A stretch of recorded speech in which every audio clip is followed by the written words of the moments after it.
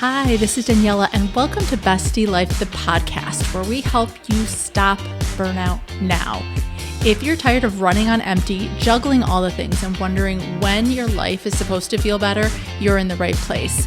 This show is your go-to space for real talk and practical strategies to help you protect your energy, create balance, and actually enjoy the life you're working so hard for. You'll get a mix of solo episodes and honest conversations with guests. My goal is to help you feel less alone, more empowered, and way more in control of your time and energy and well-being. So let's get into it.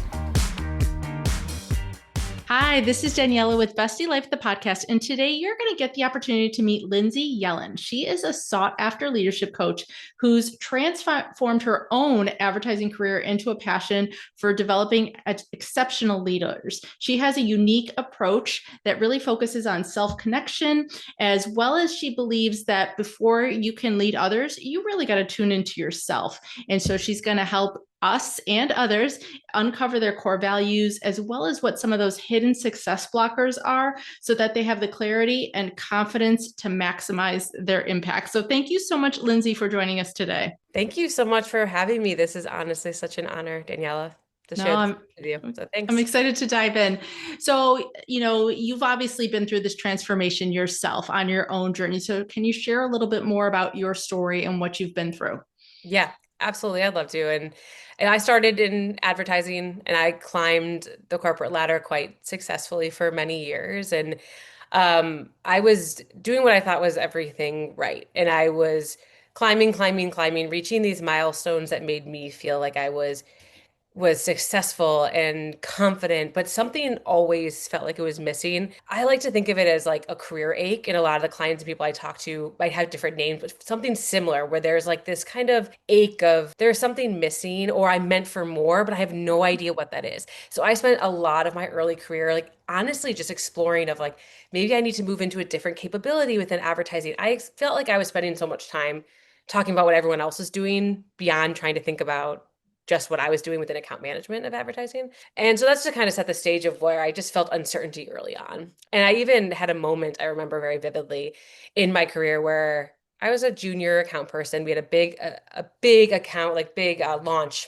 happening around the holidays. And I remember I was sitting in my apartment. It was like cold Chicago winter, and I didn't have much going on, right? I'm young, but I'm on the phone with our senior creative director, and we're getting things ready to go to the client. And I just remember talking to him about, now very silly, trivial things and hearing his son in the background being like, Dad, will you come play with me now? And him being like, oh, just 1 minute, 1 minute. And just kind of like the zoom out moment of like, here we are, the Christmas holidays, doing this work, and I just feel like something's not right. Like I don't want to be that. I don't want to be my boss's boss's boss one day. Right. But I kept climbing because that was what I was supposed to do, and I was very good at it. And so one day I looked up and I realized that I was at that place. I was my boss's boss's boss. And I had known for a long time that something needed to change, but I had no idea what to do about it. And then it got to a breaking point where I really couldn't ignore that ache anymore. So what started to shift was, I didn't know what to do, what path to go. But I just realized I need to do something different for something different to happen. And that's when I started to explore coaching. So I just decided to do coaching training and program, realizing it would help me at least in leadership, if not opening up something new for me. And it ended up doing so much more than just teaching me how to coach. I was being coached in that process. So for the first time, maybe ever in my career, I was in a position where I was putting myself at the forefront. What really mattered to me? What were my values? And why were so many key aspects of my job feeling so off all the time? Why was I, what was so triggering? What felt so aligned? So I was just put in a place where I got to actually think about purpose and values and needs. And I never had been asked those questions before. And that gave me a lot of the clarity to start to say, oh, I understand myself now, which allows me to understand what is right and wrong within my career. And that really started the beginning of my path to help other folks who are highly motivated, highly skilled, but often feeling quite stuck and frustrated and not sure, not knowing what to do, to say, well, let's first reconnect you to you. And once you start to understand that again, then we are able to create the clarity and the confidence to answer some of these really big questions. Like, do I stay in my job? Do I leave it? Am I happy? Am I not? What's wrong here? Am I doing something wrong? It creates a lot of the openings for that. I love everything you just said. That story, your journey, it made me think of a couple things. Definitely made me think of the Maya Angelou quote, you did what you knew, and when you knew better, you did better. I don't know Yes. if you ever heard that before, as well as the fact that I think we're all just so conditioned from a standpoint of hitting outside metrics, outside kind of checkpoints and markers, and never really, like you said, taught or kind of probe to look inside, to look Yeah. at some of those internal things, because we keep evolving and growing and changing, and sometimes the dream job is the dream job until it's not, and that doesn't mean you made the wrong choice to begin with. And I think sometimes we get hung up on this kind of place of pivot, seeing that from a negative versus a positive. Do you see any of that when you're working with clients?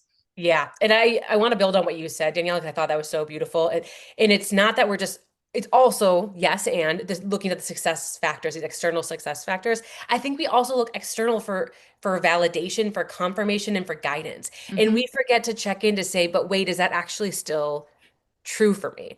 And that's a lot of the times of where I see most of those insecurities is that people, as they continue to climb and are chasing after these things or chasing after what they think is right for them, the title, the accolades, the promotion, the money, and then we hear this all the time. You get those things and then they quickly, the happiness is so fleeting. It doesn't actually get really meaningful. And people are kept wondering, well, then what? Then what? It's like, well, you don't know what you want anymore. And Mm-hmm. that's where so much of the problem is that you've gotten so disconnected from yourself and you think you're so attached. We are often so attached to our jobs and our identities are so connected to those that we then think, well, if I'm not successful here anymore, I don't like this anymore, then who am I? What am I supposed to want? And then that can Right.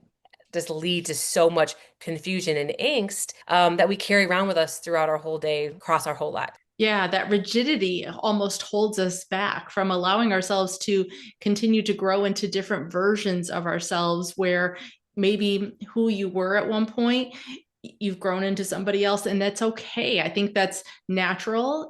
As we go through different seasons of our lives, we do become different versions based on, like you said, your priorities. You didn't have kids when you were on that call, but definitely, I think it Mhm. changes so many different things when you look at all these other than pieces of our lives and who we are. Yeah, we forget that it's okay to be in a place of curiosity and uncertainty, but also to balance that with possibility.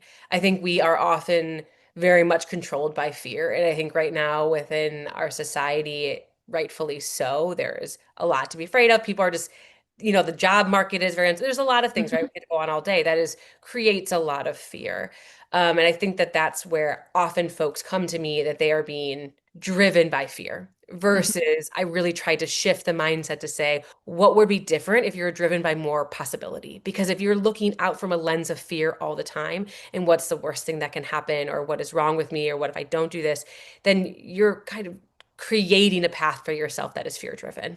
And that's Yeah. not going to get you to really truly what you want and where you want to be and what is truly possible for you because you're not even giving yourself the time to get curious of what that could be. But if you spend a little bit more of that time of saying, well, what's possible? And then that opens up a lot more hope and a lot more room to believe in yourself more. And that was what did it a lot for me is the moment when I had the clarity of like, oh, I should go out and do my own business was honestly, I was sitting in my apartment in Chicago and scrolling to distract myself from the uncertainty and the misery of I was in some really difficult client situations and I was really unhappy and really stressed out. And I remember scrolling through and I saw this quote from Michelle Obama and it was, don't ever make decisions from a place of fear, make decisions from a place of hope and possibility. And a big part of coaching is perspective taking. And Mm-hmm. so I gave myself the chance to sit and if I was making this decision of staying or going from a place of fear, what would it be? Of course, I wouldn't go. There's so many risks. There's so many things. I have to stay where I am. But if I think from what could happen, what's possible, what I hope to happen, what decision would I make? And then it became so clear to me. So I Mm-hmm. think that's something important that we don't often give ourselves the gift to do is just to sit and allow ourselves to be in the perspective of possibility. Yeah. Does perfectionism ever play into this at all? As you're talking, it just made me wonder that. Such a powerful question. And yes, I at one time I had a coach who was really powerful and we were talking about something and I don't remember exactly. And he was like, "Do you think maybe there's some like perfectionism here?" And I was like, "I don't think I'm a perfect. Wait, what?" And I opened up my whole world of like perfectionism is a really deep and nuanced subject of there's a lot of types of perfectionism. And I notice it a lot with my clients, and especially Mhm. with women clients a lot, because as someone who can attest to this, by building a career, by being celebrated by your strengths, it can be really scary to try to move into a place that's a lot messy and a lot more uncertain, and you don't have the guarantee of success, the guarantee of doing it right, of making others happy. So that can challenge a lot of those perfectionist beliefs, and that can Mhm. trigger a lot of fear and uncertainty. And you have to do a lot of self-work to be comfortable with that. And Mhm. who am I when I take risks where I could fail? Who am I when I step into positions where actually I can't be perfect Mhm. in order for this to be successful? And some people are ready to dance with that, um, and some are not, but it's an important question to ask. No, those are amazing gems. I hope whoever's listening is either writing them down, answering these questions, starting to do some of that self-reflection. Because I think that's definitely that beginning part is, like you said, just having that conversation with yourself, starting to ask those questions, because the answers that you get are what's going to help then to see what your next steps are going to be. You can't just jump to the next outcome without asking these questions, right? You can't. And I often, what I dig into with my clients when they're in this uncertainty of staying, going, leaving, what am I doing, where do I go, is really just trying to figure out what is the fear behind the fear. Oh, I'm afraid of not, not having my stable salary. I'm afraid of not knowing if I'll be good enough or whatever. But then often there are different layers to peel there of different types. There's fear beyond that fear that we Right. often are covering up. And it's not until you really can start to touch some of that and face it to realize that what you really need to reckon with in order to be confident enough to move forward or to have the clarity that you need. And that can be a really, really scary thing to do. And I think for me, it was a lot of not just the fear of failure, but it was a lot of fear of identity, fear of what other people are going to think of me, fear of what if I pivot again? Does that mean wasn't successful in this? Mm-hmm. And I have, by naming the thing, you're able to start to tame it. So even if it feels scary to acknowledge these fears, you don't have answers for them. As soon as you start to name them and recognize them, they're no longer controlling you and not this dark demon in the back of your head. They're sitting next to you, and you can say, okay, we can work through this. I see you now. You're no longer controlling me. Right. And so now you've answered these questions, you've made these decisions. As a leader, then, how do you use this insight to help then the people working with you in the position that you're in? So as we start to gain some of these answers, right, and we're answering some of these questions of what might be getting in the way, where I like to take the conversation or where I like to point people to help counter that. And what I think is honestly one of the most important things to do when you're in these positions is to identify and figure out your values. And Hmm. we haven't touched on that, but I think that is an critically important thing to do. Because if Yeah. we know the fears and all of, some of those demons or thoughts that are, saboteur thoughts that are coming up, that's great. But we also need to know what it is that you require so that we can understand what isn't working for you here and what you need moving forward. And values are something that people often say that they know and that they have. But when I get into it with clients, most of them actually have no idea what their values are. Or they've certainly evolved because, as you mentioned earlier, we all evolve and your values evolve with you. But Hmm. your values are your compass. And if you don't have a compass leading you, then what is? And if we don't actually know what we truly require, whether it's community or whether it's connection, whether it's honesty, whether it's integrity, it can go on and on and on, whether for me it's possibility and compassion. If you don't know those things, then that's when you're at risk of the fear ruling you instead. Other people's opinions, other people's thoughts of what's right for you, what the industry says. That's what's guiding you, no, not you. So Hmm. understanding what's getting in your way is one thing, and then understanding what's going to guide you forward is also a very important thing. Right. Are those some of those hidden blocks? I know we kind of mentioned in the beginning, like not knowing your values, not Yes. knowing what's coming next. Are there any other ones that we kind of need to be aware of? Yeah, I think another big one, I touched on it really briefly around a value of mine, but is compassion. Hmm. So when we're in a hidden block is that we are really, really hard on ourselves. Yeah. We are our toughest critics. We are we will talk to ourselves in ways that we would never dream of even speaking to anybody else. And we Mhm. don't realize it because it's a constant narrative in our mind, but we also don't realize the impact that it's having. So one of the greatest things that I try to infuse into my work and try to bring to my clients is the permission to start to cultivate a practice of self-compassion, Mhm. because it is critical when when you're in it, when you're lost, when you're burned out, when, all the things that many people are feeling now. The last thing you need to do is have someone in your ear berating you that you're not good enough or repeating all of these things that make you feel small. But if you're able to find a friend within yourself, to tell you that you're doing great, that you are enough as you are, that you are loved, or you're able to show up for yourself in the ways that you wish other people would show up for you, that is what the game changer is. And we always overlook it and we think Yeah. it's not included, but that is a huge, huge block. Yeah, I've talked about this as well. I talk about it from the perspective of grace and giving Yeah. ourselves grace because like you said, we don't talk to ourselves as nice as we talk to anybody else. And yet we talk to ourselves 98% more than we talk to anybody else in the entire world. So to kind of start to change that narrative and that conversation, science has actually shown when you give yourself that self-compassion and grace, you're going to be more likely to take risks and you actually end up more successful the more risks you're willing to take in life. And so to see how it can be so freeing from a professional standpoint in all these other ways when you turn in and do that inner mindset, inner self-love, self-compassion, grace. I see it time and time again, and you said that so beautifully and like brought it all together. But with my clients, like they'll be in this very lost place or really hard on themselves or very stuck. And I just have them take a moment, even if it's like 5 minutes, and I just bring them through a practice of self-compassion. And what blows my mind every time is the shift that can happen in just a short amount of time with having them go through the process. I follow a very traditional mindful self-compassion process from Kristen Neff and Chris Germer, if you're Mm-hmm. familiar. Folks, I highly recommend it. They have a lot of guided practices online.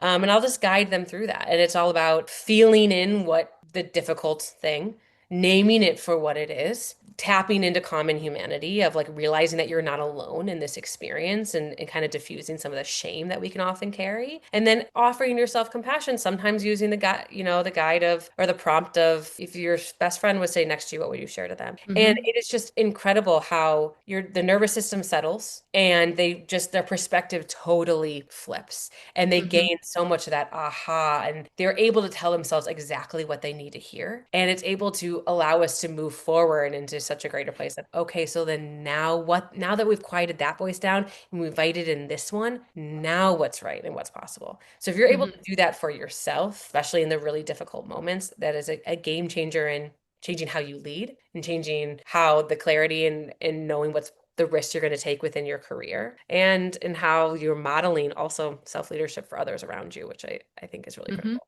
Absolutely. The power of that modeling, we always just assume it applies to kids, but it applies to our corporate culture. It applies to our coworkers, how we show up as well as how we treat ourselves. All of those things tells the world how to treat you and how you're gonna act. Yeah. There's something I had a leader once say that, leaders bring the weather. And I think about that all the time and I bring it to my clients all the time. When you walk into a room, whether it's the kitchen and the dinner table, whether it's a boardroom with clients or just a status meeting or hanging out with your friends, you are bringing in a weather with you, and everybody is picking up on it and co-regulating to that. Mm-hmm. And so doesn't mean the weather always needs to be sunshine. That's not Mm-hmm. possible, nor is that right and appropriate. But it's bringing back that intentionality, which comes back to that self-connection. If you understand how you're feeling, what you are showing up with, that gives you greater control of how you are connecting with others, how others are perceiving you, how you're managing very easeful or difficult situations in the moment just through your presence when you walk in the room. Yeah, especially then if you're the one creating that culture of fear, Oh, yeah. that messes with everything. I'm sure that much more. Yeah, completely. And people know, people pick up on it. I mean, so that's the intentionality and the mindfulness and your connection to yourself is so important. And the compassion comes in because when we get overwhelmed, we get very distracted and we go into a place of survival, right? Fight or flight. Mm-hmm. And we lose that connection of how we are managing and conducting ourselves. But if you have the presence to know the signs of when that's happening, and you actually can use moments of compassion, just kind of, you're okay, like recentering yourself to say something Mm-hmm. kind to yourself, then you're back in control. Yeah. then you're able to lead in a way that makes you proud, able to model for your children, for your team in a way where they're able to say, oh, okay, this is not an easy moment, but they are my leader. I can look to them to guide me. They're not creating the friction. They're helping us create some like the freedom throughout it. Right. I love to use gratitude as one of those grounding practices as well. It's one of my favorite forms of self-care because you could take it anywhere and it's so easy to be done in, 30 seconds and less. But I always Yeah. love to find out from my guests, what are some of the things then that you would say you're the most grateful for? Gosh, right now, and I've talked to you, and not that we've talked about it here, but I've just had been in a difficult season right now this summer. Mm-hmm. That's put me in a place of very humbling place where I can't really be my normal self. And so right now, I'm really grateful for my ability to lean into ease and Mm-hmm. be able to do so without judgment. And that looking like sitting out in the sunshine and that like little things that normally I'm moving so fast that I miss. And so I'm able to pick up on gratitude of things that normally would feel like nothing that feel like everything right now because the season I'm in. So a nice, delicious cup of cold iced coffee, sitting Mm-hmm. in the sunshine for 15 minutes with my dog, a walk along the ocean, whereas before would have been like whatever every day is like such a blessing. So it's Mm-hmm. just little moments that before I would be happy for but dismiss, but now feel extra heavy in gratitude. I love that perspective switch that you had. That's fantastic. So how can people find you, Lindsay? How can they work with you? Yeah, so I'd love to have conversations if any of this resonated with folks out there, whether you are trying to figure out how you become a more present and self-connected leader within your workplace, or for yourself in your career, you're feeling like you're in that stuck place like I described. And they can do so by going to my website, yellincoaching.com. They can set up time, we can chat.